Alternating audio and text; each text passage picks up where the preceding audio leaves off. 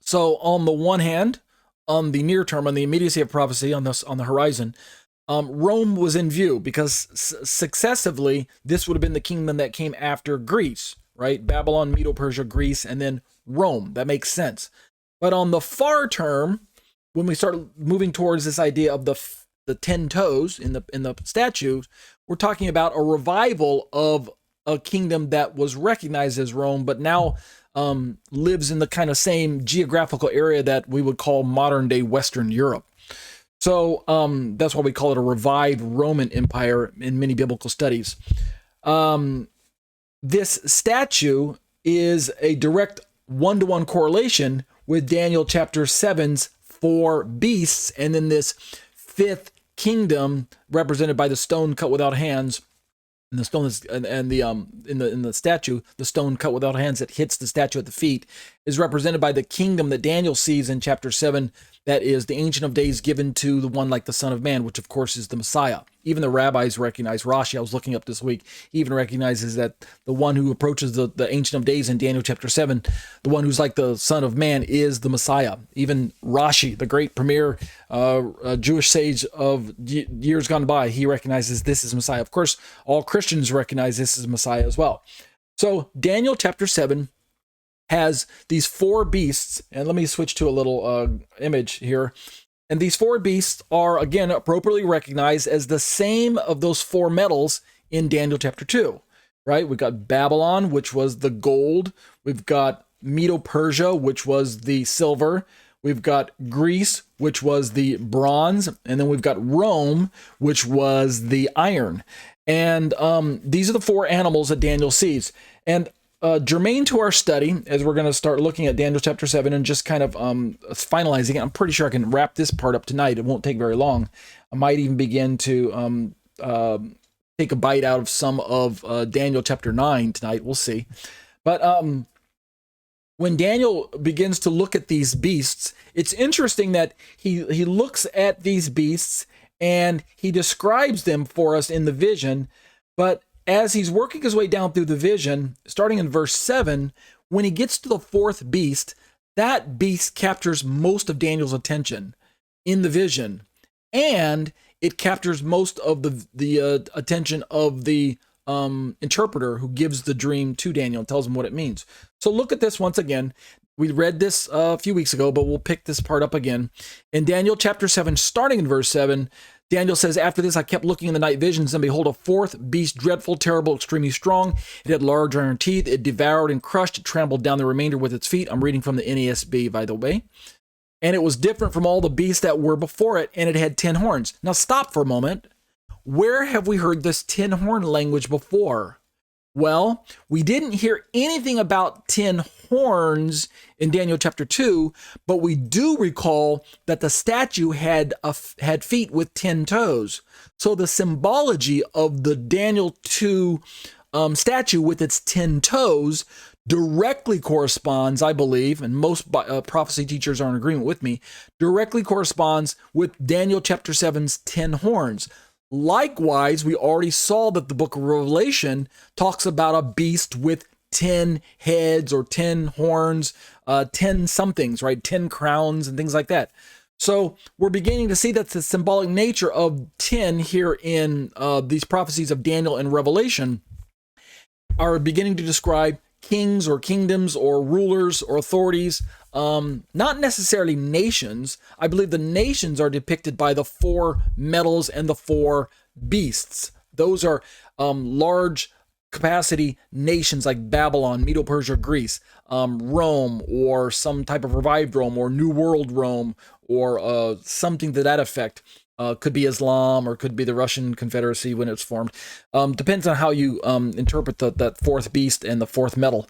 But we're talking about large-scale kingdoms that existed on the earth and covered a large geographical place on the map, right? I mean, you have to remember how large was ancient Babylon, Medo-Persia, which covered large areas of Iran and modern-day Iraq today, right? Medo-Persia. The empire, and it covered large parts of the Middle East there. Greece covered a large part of Europe and Turkey and the Middle East. and even extended far into what we might call Western Asia, or parts of Iraq, Iran, and India, and things like that. Alexander the Great was just, he was amazing in his conquests. And then when we're talking about Rome, again, Rome with its west and its east, Western Rome covering a footprint that looks like modern day Europe today, and Eastern Rome covering a footprint that looks like modern day Turkey and Syria and Iraq and the Middle East, Israel and things like that. But it extended all the way down into Egypt and Upper Africa, Libya, and all those other countries right there on the top part of Africa as well. So why are we mentioning all of these details as they are showing up here in the book of Daniel? The reason we're doing that is because when we start to turn to the book of Revelation, we're going to find that there are there's a one world order, a new world order, a one world government, a revived. We say revived Rome because it must be it must pick up where Daniel's Rome left off, where Daniel's fourth beast didn't find all of its fullest fulfillment. We find that the book of Revelation is going to give us more details about events that, even though some of them seem to have been fulfilled in 70 AD, right, when Rome was in power, right, in John's day, some of the details that we read about in Daniel's prophecy have yet to be fulfilled. And certainly when we read through the book of Revelation, if we're honest with the text, then we would have to admit that there are details that are yet future. So Daniel 2, Daniel 7, and we're going to see next week Daniel 9 and as well, they all push us towards the direction of Revelation, lending a support for this idea of there are events that are going to take place in the future. Now, again, when we looked at preterist, we talked about how that preterist is this idea of prophecy, particularly the book of Revelation, that most of what took place in the book of Daniel and Revelation has already come and gone. So when we're reading the book of Revelation, we don't really have to expect a lot that's around the corner. Again, that is the preterist perspective. However, in all honesty, preterism falls into two camps. There's kind of a full-blown kind of hyper-preterism, where it takes everything in the book of Revelation and just dumps it into the first century. And then there's another view of preterism, kind of known as partial preterism, that says, the futurists have a leg to stand on. There are things that can't possibly have been fulfilled in the future, or possibly been fulfilled 2,000 years ago in 70 AD. Some of this must be future. If we're going to let prophecy be literal in its aspect, there are things that haven't been spoken of yet. They just haven't come to pass. And unless God's word is just going to fall flat, right? Unless God was wrong, or God was speaking in what we might call prophetic hyperbole, where he's just really grossly overstating what might really happen in the future, then we have to admit that some events are future. So Daniel chapter 7 with his four beasts plugs right into Daniel, or right into the book of Revelation with the beast empires. But what's really nice in the book of Revelation is that Revelation zooms out and gives us this broad view of all the seven empires, the beast empires, that Satan has kind of hijacked, if I can use that word. There are world empires that have existed on planet Earth that all share similar characteristics. And so we're going to be eventually working our way towards that. But again, just remind yourself that this fourth beast in Daniel, which is the fourth metal in Nebuchadnezzar's statue, directly corresponds to this final beast empire that will be on the scene during the last 7 years of man's dominance on planet Earth. So Daniel says this final beast is different from all the beasts that were before it in Daniel chapter 7, verse 7. While I was thinking about the horns, right? Remember there's 10 horns. Scroll up there, I'm sorry. Four heads. This beast had large horns, devoured and crushed, trampled, remained with feet. It was different from all the beasts that were before it. It had 10 horns.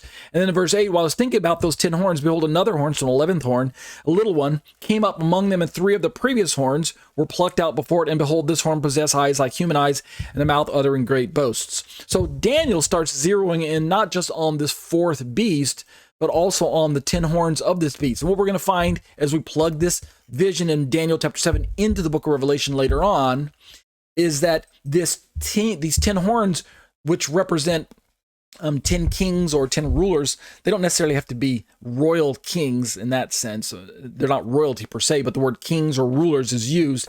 They could be heads of state. I'm sorry, states of it. They could be heads of states. They could be presidents of countries. They could be ambassadors of countries. They could be governors of some land or something like that. The point is they're in a leadership position.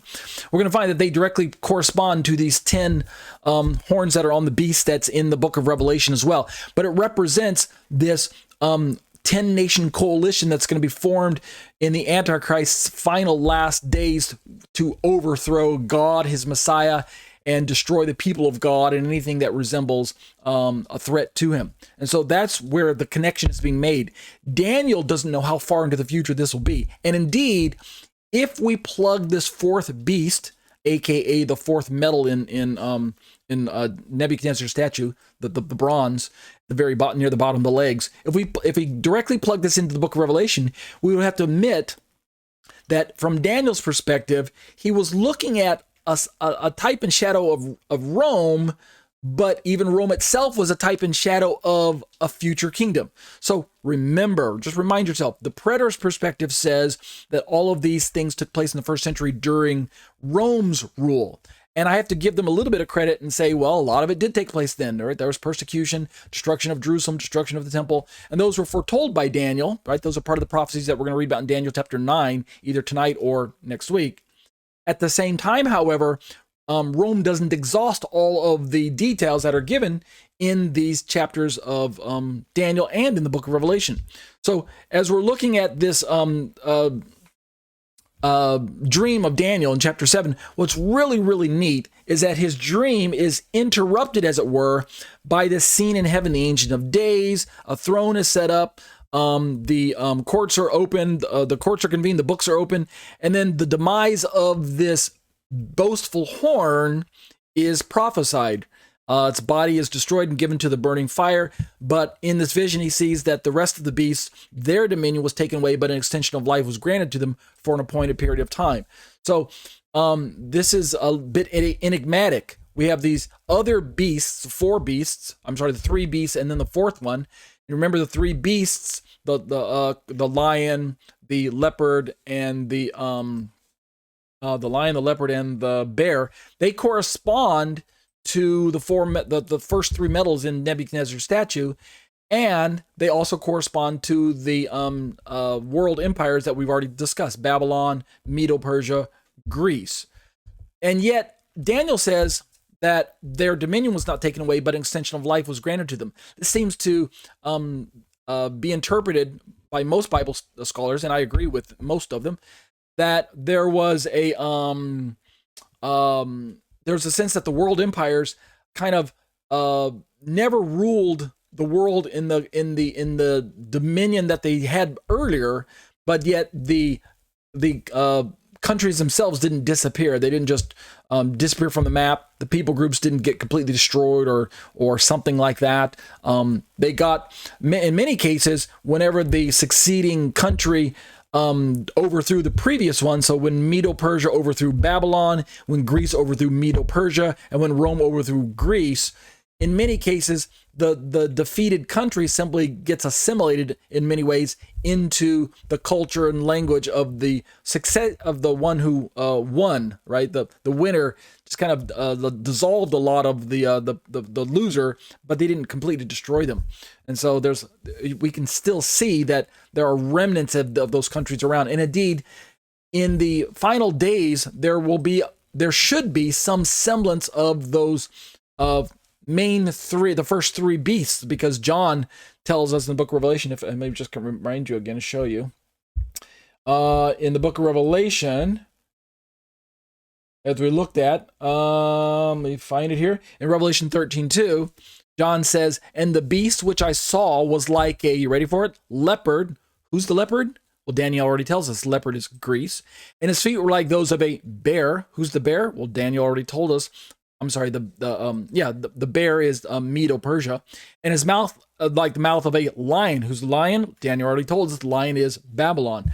So we can see here that in the book of Revelation, by the time John gets this vision from Yeshua, that we have remnants of previous beasts that we've already read about in the book of Daniel. And so that's why Daniel 7 becomes very relevant.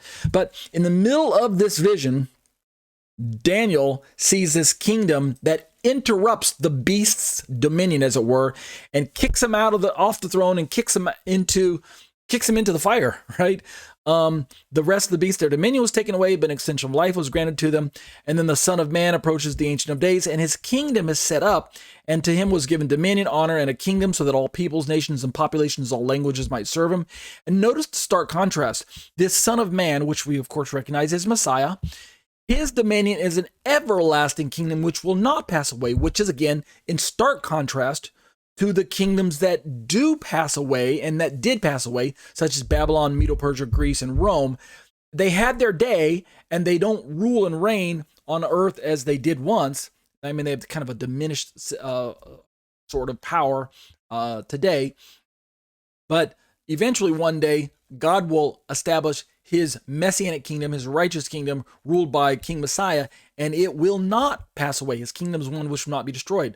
Also, by way of interest, is when the vision is interpreted, as we're beginning to look at in verse 15 of Daniel chapter 7, the interpretation of the dream says that the kingdom is given to the saints of the Holy One, right? So it almost sounds like it's contrasting or contradictory. Is the kingdom given to the Messiah, the Son of Man, or is it given to the saints? Well, the answer is yes, it's given to both. As we serve this one like the Son of Man, we who are the saints will rule and reign with Messiah in that kingdom. Daniel's distressed, and the one standing next to him gave him the interpretation. You got to like the humor of this guy who's giving him the interpretation. In just 1 and 2 verses, he kind of takes all of the vision and just smashes it into like a preview statement. These great beasts, which are 4 in number, are 4 kings who will rise out of the earth. End. Stop. Period. And if that was all that was given, I mean, if I was Daniel, I'd be really upset, right? I want a refund on my dream, or that ticket, right? A refund on my ticket, because that's all you're going to tell me. They're great beasts, which are 4 in number, are 4 kings who will rise from the earth. That's it. No more detail other than that. Okay. And then he says in verse 18, but the saints of the highest one will receive the kingdom and take possession of the kingdom forever for all ages to come. Okay. No, then Daniel turns his attention to this 4th beast. Daniel isn't even really focusing on 1, 2, and 3 beasts, right? Babylon, Medo-Persia, and Greece. He doesn't really focus on those. Just like the king statue, they don't get very much detail in terms of who they are and what they're going to be about. Now, Daniel chapter 8, in all fairness, does go into more detail of the power shift between the Medes and the Persians and Greece, right? The shaggy goat and the ram and things like that. If you go back and read Daniel chapter 8, we have more details about Antiochus Epiphanes. More details about Alexander the Great, his conquest of the known world at the time, his death, and the fact that his kingdom got passed on to his 4 generals, and they divided it up that way. And then Antiochus, I'll go back and forth between my pronunciations there. Antiochus the fourth, or Epiphanes, it was his nickname. He becomes this dominant leader of his day. And of course, if you've read the book of Maccabees and you're familiar with the story of Hanukkah, then you'll know the atrocities that Antiochus committed with against Israel and against the people of Israel, the land, and the temple in particular, right? So Daniel focuses on, he zeroes in, he drills in his attention to this 4th beast as well. And that's where we're going to get the most mileage out of the book of Daniel as well. And the reason is because when we're talking about the book of Daniel as it's germane to our study in the book of Revelation and other end time prophecies, and the people of Israel, the land of Israel, the temple of Israel, and the world surrounding Israel, right, as we move into the last days, how does God deal with the world and Israel and things like that? Germane to our study is that the 4th beast is both a type and shadow of not only Rome, who is future to Daniel, so it's near from Daniel. It's now far from us, right? Because it's 2,000 years removed. But Rome is part of the near part of Daniel's prophecy, but the far part of Daniel's prophecy focuses on a revived Rome, right? There would be the space where Rome fell, right, to the Ottomans, actually, in, 1453 or something like that, I think, Rome finally was dissolved. Eastern half of Rome, western half of Rome had already crumbled, but yet Eastern Rome existed for another 1,000 years past that, all the way up until the Ottomans, the Turks, finally defeated Rome, or took over the power control. So the point being for us is that Daniel's intense interest on the fourth beast is actually driven by the power of the Holy Spirit, who's driving, of course, the dream.